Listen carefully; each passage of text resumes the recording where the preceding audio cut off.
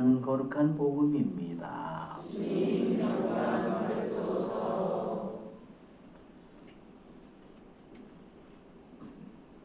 그때 예수님께서 제자들에게 말씀하셨다. 내가 너희에게 할 말이 아직도 많지만 너희가 지금은 그것을 감당하지 못한다. 그러나 그분 곧 진리의 영께서 오시면 너희를 모든 진리 안으로 이끌어 주실 것이다. 그분께서는 스스로 이야기하지 않으시고 들으시는 것만 이야기하시며 또 앞으로 올 일들을 너희에게 알려주실 것이다.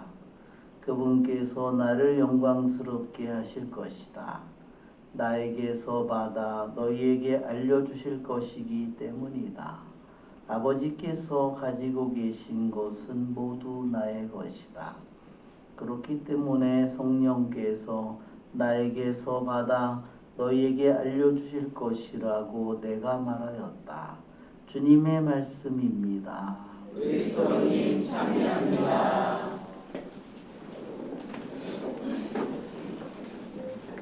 예수님. 네, 오늘은 삼위일체 하느님을 기념하는 미사를 봉헌합니다. 우리는 신자로서 오늘은 하느님 아버지, 하느님의 아들, 하느님의 성령을 알고 있습니다. 우리가 그걸 어떻게 알게 되었을까? 그것은 예수님을 통해서 알게 된 것입니다.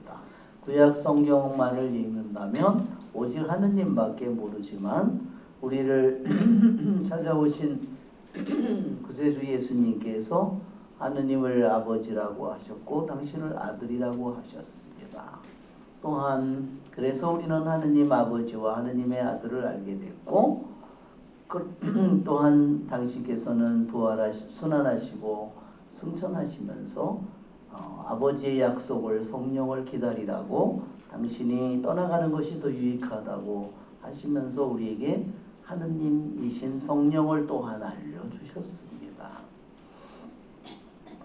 그렇지만 우리는 어떻게 하느님의 한 분이면서 서로가 다른지 하나이면 다 같아야 되는데 어떻게 하나면서 다른가 한번 우리 PPT를 그림을 한번 볼까요? 세 장이 있는데 삼위일체 그림을 보면 이렇게 되어 있습니다. 여기 하느님 아버지가 여기 왼쪽에 있고 여기에 또 이렇게 하느님 아버지 또 하느님의 아들 성령이 이렇게인데 안에 있는 거를 보면 하느님 아버지도 하느님, 하느님의 아들도 하느님, 하느님의 성령도 하느님. 그러니까 다 한 하느님이라는 것은 같은데 위격으로 보면 아버지는 아들과 달라요. 같지가 않습니다. 하느님으로서는 똑같이 하느님인데 위격으로는 똑같지가 다릅니다. 또 아들은 또한 성령과 위격으로 서로 다릅니다. 또 성령은 하느님 아버지와 서로 다릅니다. 이게 어떻게 한 하느님이면서도 하는 하느님인데 어떻게 이렇게 다른가? 여러분 아무리 내가 머리를 열심히 공부를 해서 내가 돌을 닦아가지고 해도 죽어도 깨닫지는 못할 겁니다. 그렇죠? 왜 그러냐면 우리가 개미라고 생각한다면 개미가 아무리 천재 개미가 인간을 이해할까요? 불가능한 일이죠. 천재 개미한테 그러겠죠. 까불지 말고 조용히 시끄러워 이놈아 이러고 있겠죠. 우리들도 아무리 내가 우리 인간이 하느님 전부를 내가 깨닫는다고 하더라도 그것은 뭐 하느님에 대한 그림에 불과할 뿐입니다. 자, 그러면 우리는 주님께서 우리에게 알려주신 우리는 이 모든 것을 하느님이 한 분이면서 삼위라는 것을 단지 우리는 믿음으로 받아들이고 우리는 삼위의 하느님을 우리는 사도들이 우리에게 알려준 것은 그 삼위의 하느님께 우리들이 각자 친교를 맺어야 된다는 겁니다. 하느님 아버지께도 기도하고 하느님 아버지와도 점점 친해지고 하느님의 아들 예수님과도 하느님 아들 예수님을 더욱더 깊이 믿을 뿐만 아니라 그분과 더욱더 사랑을 하고 그분과 가까이 하나가 되고 친교를 맺어야 된다는 것이고, 성령도 우리가 믿지만 믿는 것으로 끝나는 것이 아니라 점점 더 그분을 성령을 사랑하고 성령께 우리들 자신을 더욱더 맡기고 그분과 점점 친해지고 하나가 되는 그런 길로 우리를 가도록 우리가 인도합니다. 우리를 주님께서 원하시는 것입니다. 자, 우리는 그래서 우리가 어떻게 하느님을 참으로 하느님과 일치되고 가까이 갈 수 있을까요? 하느님을 내가 하느님 아버지와 하느님의 아들 성 하느님의 성령을 내가 인간적으로 완전히 안다고 하더라도, 그러나 내가 그분을 알지만 그분을 제대로 진심으로 내 온 마음을 바쳐서 하느님 아버지를, 하느님의 아들을, 하느님의 성령을 내가 사랑하지 않는다면 내가 믿는 믿음은 헛된 믿음이 될 것입니다. 그렇죠 여러분? 맞죠? 그래서 우리는 삼위일체 하느님에 대해서 우리는 교회가 가르치는 대로 단순하게 믿을 뿐만 아니라 이제 우리는 그분에게 하느님 아버지께도 진심이고 하느님의 아들 하느님의 성령께도 진심으로 우리들의 모든 마음을 바치고 우리들의 믿음을 바치고 우리의 생명을 바치고 우리의 뜻을 바치고 그러면서 그분을 진심으로 우리가 섬기고 사랑하는 것입니다. 그럴 때 그분과 삼위일체 하느님과 우리와 진정한 하나가 될 것이고 그분과 우리는 분리할 수 없을 정도로 우리는 그분과 하나로 점점 닮아가고 일치하게 될 것입니다. 저는 오늘 레바논의 성인 샤벨이라는 성인에 대해서 오늘 같이 나누고 싶습니다.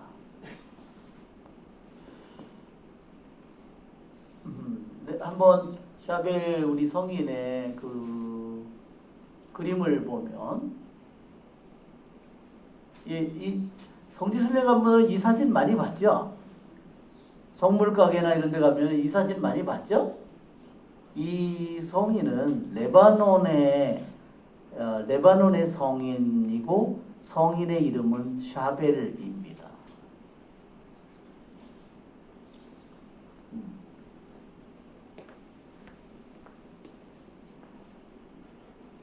예. 그 다음 장면을 보면 예.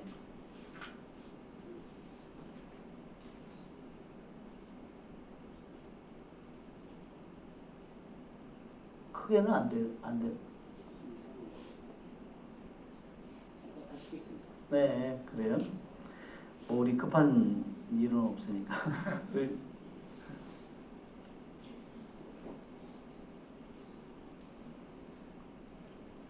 네, 그래요.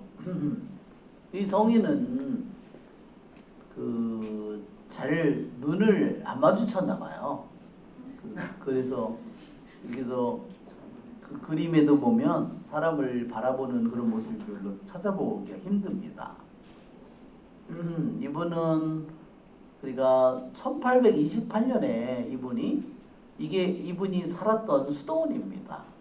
레바논에 정말 높은 2000m가 넘는 그런 산이 있는 그러한 수도원입니다. 그런데 이분은 카톨릭 적인데 마로나이트 예식을 거행하는 동방교회의 전례를 따르는 카톨릭 신자입니다. 이것은 그분의 그러한 무덤이 있는 그러한 곳입니다. 그리고 거기에 신부님이 이렇게 모셔져 있는 유해가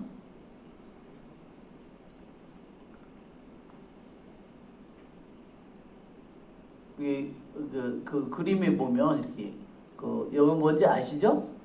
저기 올리브 기름 등잔 그거를 그림과 함께 이렇게 등장합니다. 그 수도원의 장상이요. 맨날 기름을 달라고 그러니까 올리브 기름을 다. 왜냐면 옛날엔 저녁이 되면 깜깜해지잖아요. 이 샤벨 성인이 또 동굴에 가서 말하자면 수도원 그 동굴에 가서 23년을 살았대요. 혼자서. 그러면 뭐 옷도 너무나 낡은 얇은 옷을 입고 겨울이든 여름이든 똑같은 그 옷을 입고 살았답니다. 그러니까 얼마나 겨울에 추웠겠어요, 그렇죠?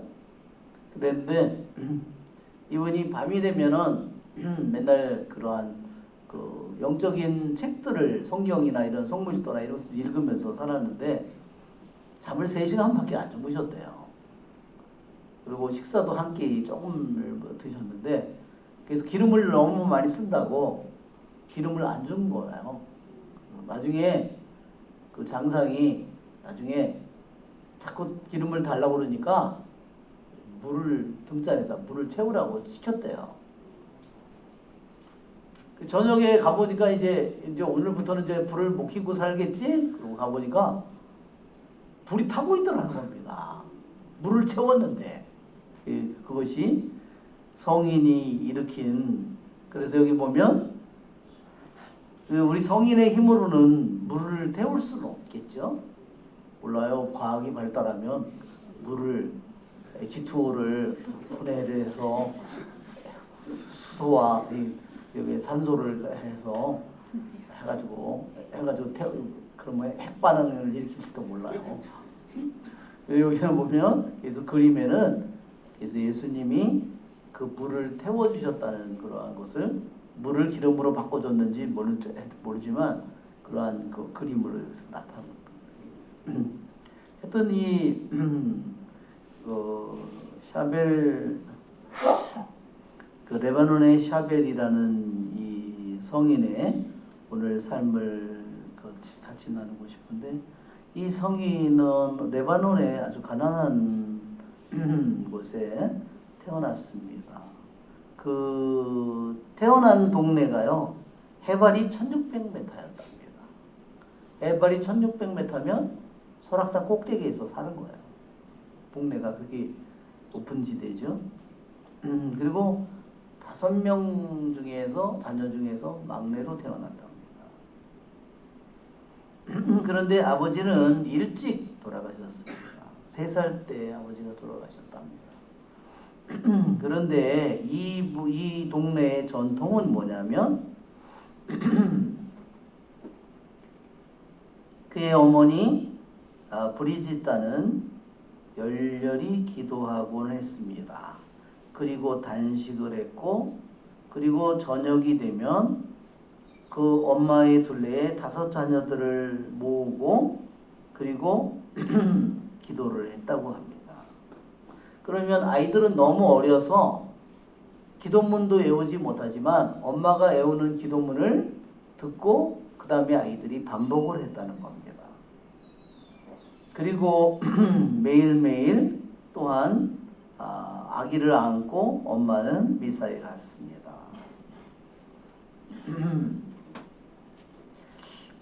이 엄마가 아버지가 죽고 난 후에 그 다음에 다시 결혼을 해서 다시 살게 되었는데 그래도 뭐 가난한 것은 뭐 너무나 어쩔 수가 없었죠. 그런데 어릴 때 이름은 요셉이었습니다. 어린 요셉은 자기의 계부를 점점 더 사랑하게 되었고 그리고 그 다음에 자기의 계부는요 나중에 뭐가 되었냐면 사제가 되었답니다. 이 동방 가톨릭에서는요 그 결혼한 사람도 사제가 될 수 있는 겁니다. 예루살렘에 가면 동방교회 가톨릭 그 신자들이 있죠. 그분들은 부인이 있어요. 그리고 자녀들도 있습니다. 그러니까 우리 가톨릭에는 원래 이 사제가 결혼하지 말아야 된다는 것이 원래 예수님이 명령한 신법이 아니에요. 자기가 하느님을 위해서 그렇게 하겠다고 하면 말하자면 자신이 원해서 그 길을 가는 거죠. 그래서 이 자기의 계부가 열심히 신학 공부를 해서 어머니가 그를 적극적으로 도와줬답니다. 그래서 결국은 사제가 되어서 어려서부터 이 요셉이 제대 밑에서 미사하는 동안에 그런 자기의 아버지를 돕고 이런 일들을 했다는 겁니다. 그리고 들판에 나가서 일을 하고 가축을 몰고서 나가서 풀을 뜯기고 점점 자라면서 이런 일을 했답니다. 그런데 이 어린 요셉이 들판에 가면 동굴이 있었는데 거기에다가 성모상을 거기다 모셔놓고 그리고 거기 가서 열심히 기도를 하더랍니다.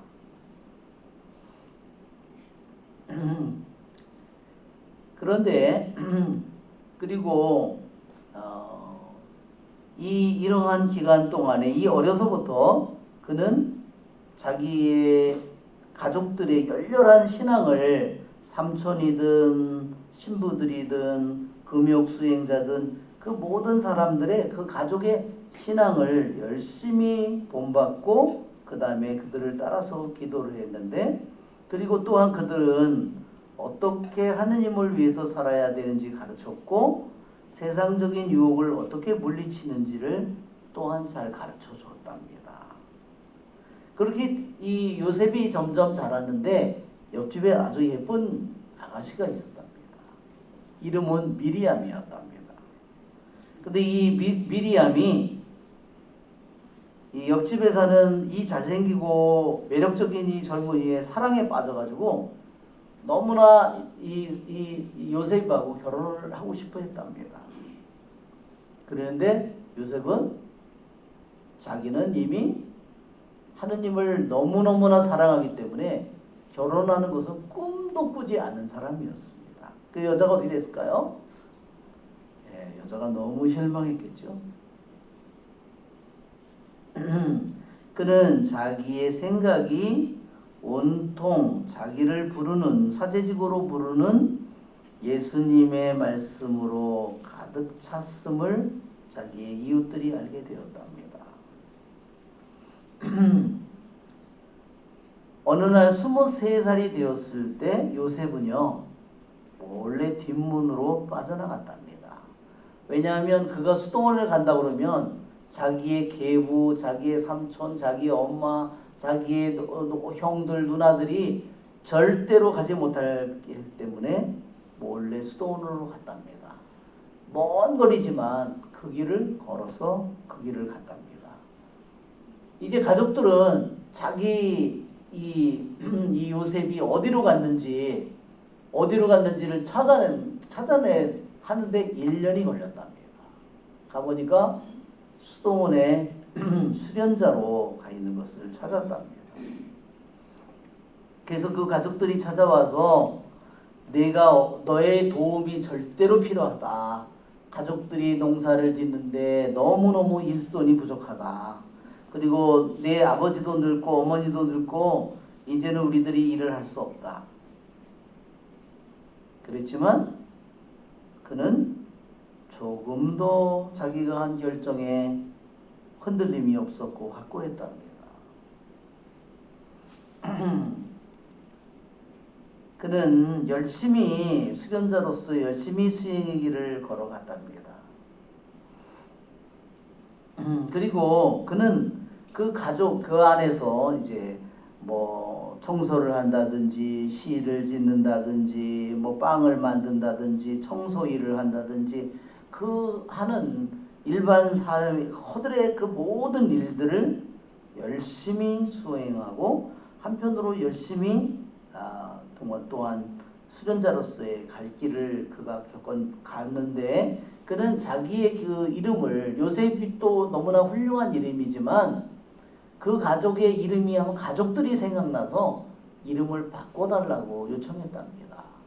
그래서 수도원에서 그를 샤벨이라는 2세기의 순교자 안티오키아의 순교자인 샤벨이라는 이름을 따서 그에게 새로운 이름을 주었습니다. 그는 더욱더 꾸준히 그리고 열렬히 기도했고 단식을 했고 자기 몸을 때렸고 그리고 자기의 생명을 하느님께 온전하게 봉헌하기 위해서 자기의 갈망을 하느님께 완전히 봉헌하기 위해서 있는 힘을 다했답니다.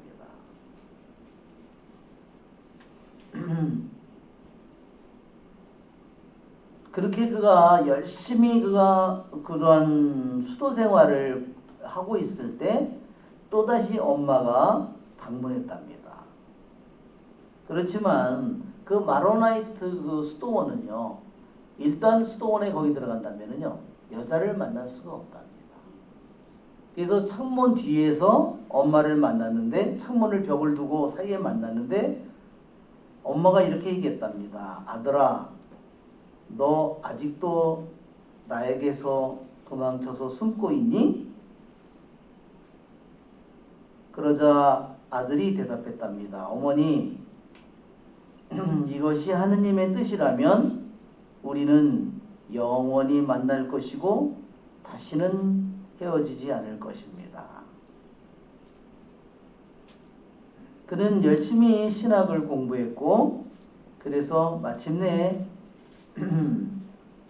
6월 23일 1859년에 그는 서품을 받았고 아나야라는 곳으로 파견되었답니다. 거기에 아나야라는 곳에 갔을 때 그의 모든 가족들이 거기에 찾아왔고 본당의 모든 신자들이 마을의 모든 신자들이 그의 사제서품을 받았기 때문에 그의 축복을 받기 위해 찾아왔고 거기에 누가 있었냐면 옆집에 미리암도 왔는데 그때는 결혼을 한 상태로 왔답니다.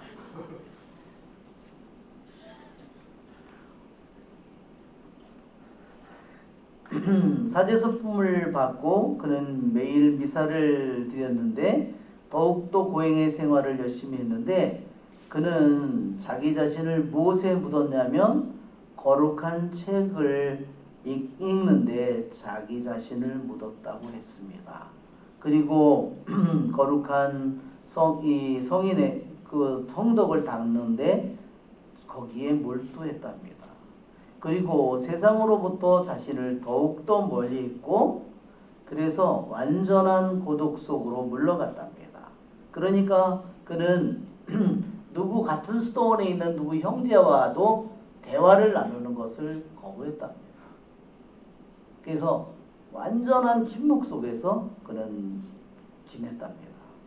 그리고 미사를 바치면 미사 예물을 받는데 그것은 금액이 얼마가 들었는지 모르고 그것을 다른 사람에게 주었답니다. 그는 겨울에도 아주 그러니까 그 수도원이 2,000m면 얼마나 춥겠어요, 그렇죠? 여름에도 추울 것 같은데 그런데도 여름에 겨울에도 언제나 똑같은 건 아주 낡은 옷을 입었고 탄 음식을 먹는다든지 음식에 먹는 양도 아주 조금을 먹었으며 고기는 절대로 먹지 않았고 그 다음에 아주 힘든 일을 했답니다.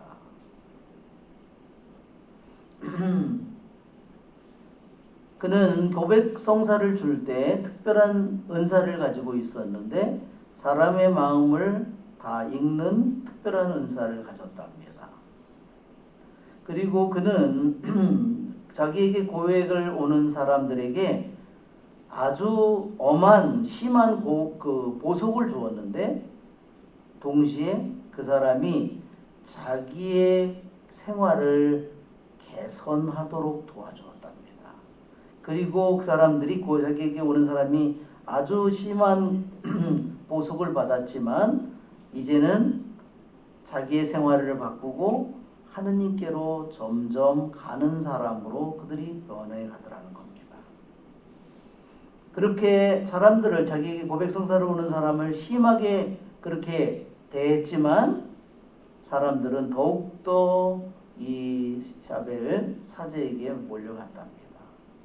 그리고 고해를 주고 나서 사람들이 병으로부터 치유받는다든지 뭐 이런 일들이 자주 일어났답니다.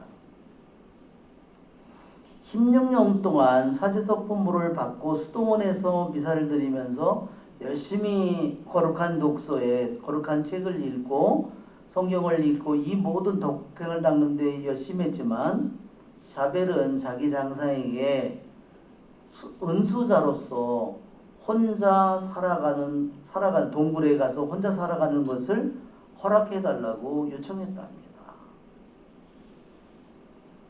그래서 그 장상은요 계속 그거를 연기했답니다. 왜 미뤘냐면 이 사람 때문에 수도원에 오는 사람이 너무나 많기 때문에 그래서 이 사람을 보내기가 너무 아까운 거예요.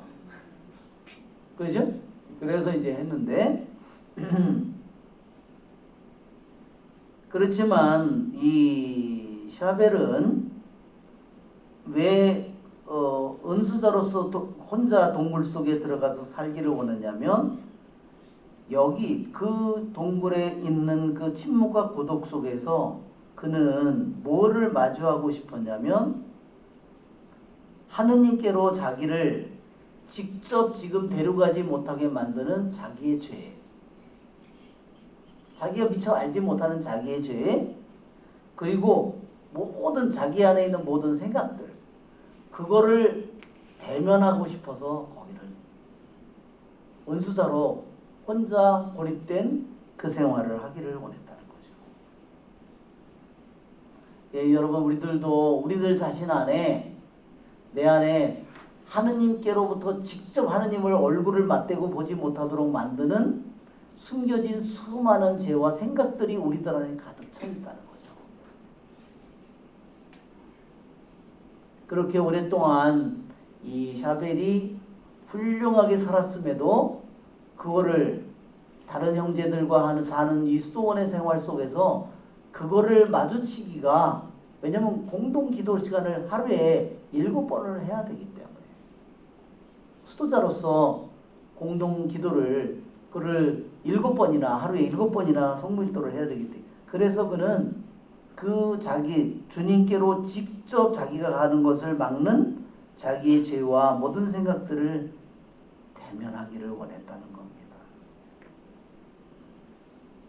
그래서 그는 이제는 더욱더 하루에 한 끼를 먹었고 그 다음에 음식도 더욱더 줄였고 물도 한 병으로 먹었고 그 다음에 3시간을 잤으며 딱딱한 나무 위에서 그리고 의자는 돌멩이 의자였답니다. 그리고 베개도 나무였답니다. 그리고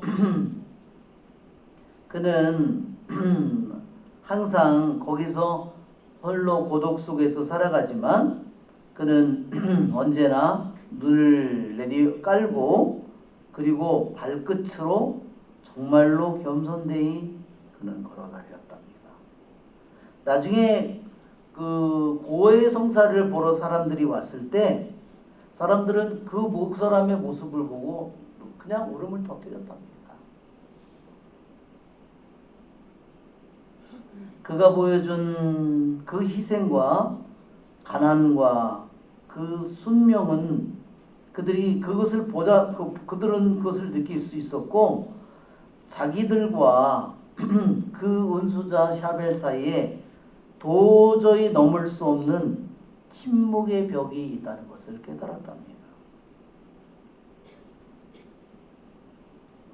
하루는 어떤 형제 수사가 방문을 해서 문을 두드렸는데 샤벨은 무슨 행동을 했냐면 장상에게 가서 이 형제를 만나도 되는지 허락을 청했답니다.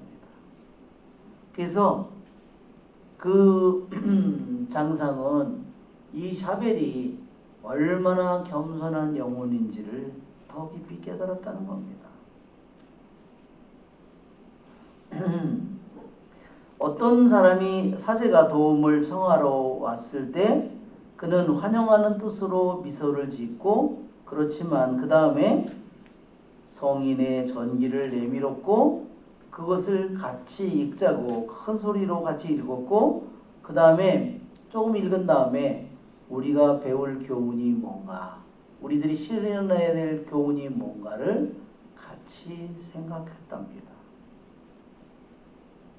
어느 날 수도원에 아주 커다란 뱀이 나타나서 사람들은 그 뱀을 쫓아내려고 죽이려고 포도밭에서 모든 애를 썼지만 그거를 쫓아낼 수 없었답니다.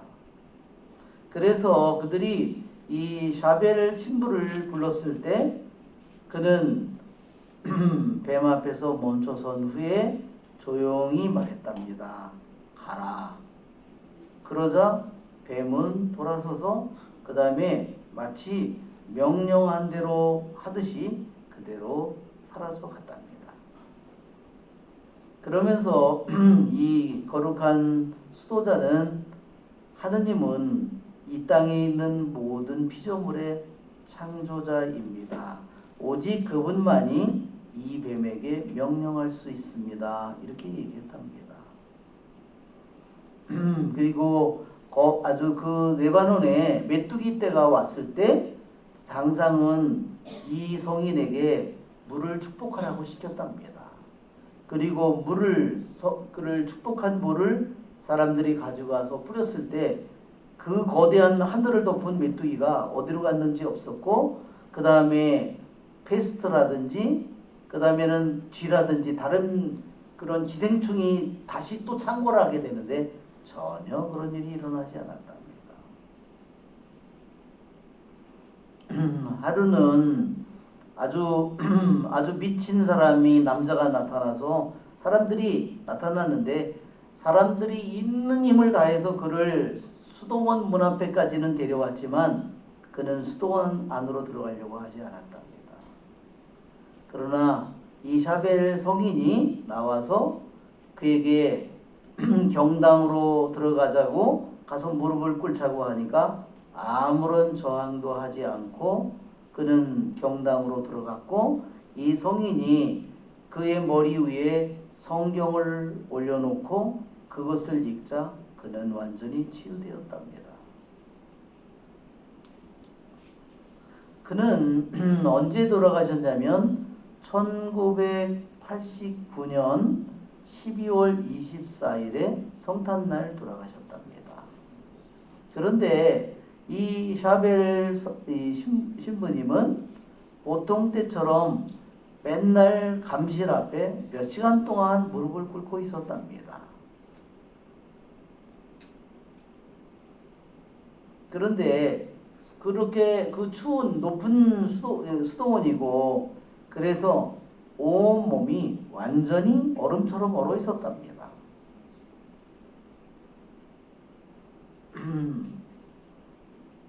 그 미사를 드리다가 그 성탄 일주일 전에 미사를 드리던 중에 그는 넘어졌답니다.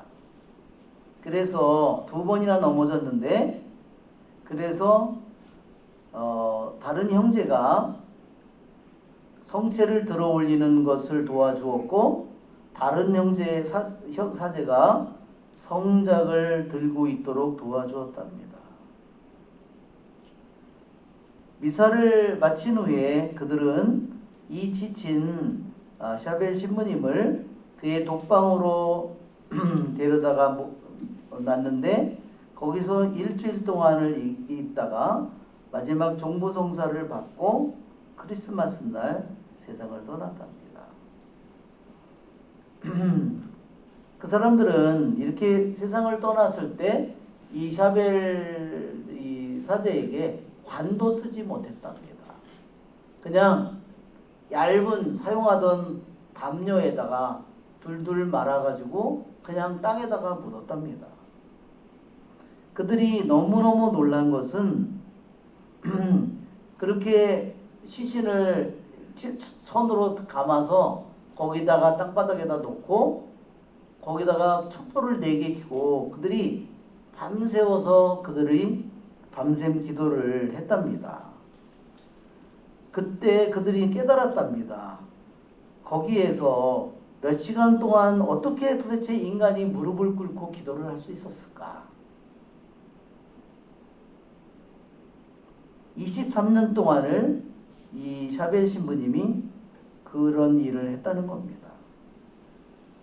장례식이 후 간도 없이 그분의 시선을 땅에 묻었는데 5달이 지난 후에 밝은 빛이 끊임없이 빛나면서 이 샤벨 사제의 무덤에서 빛이 나와서 끊임없이 감실로 빛이 향하더라는 겁니다.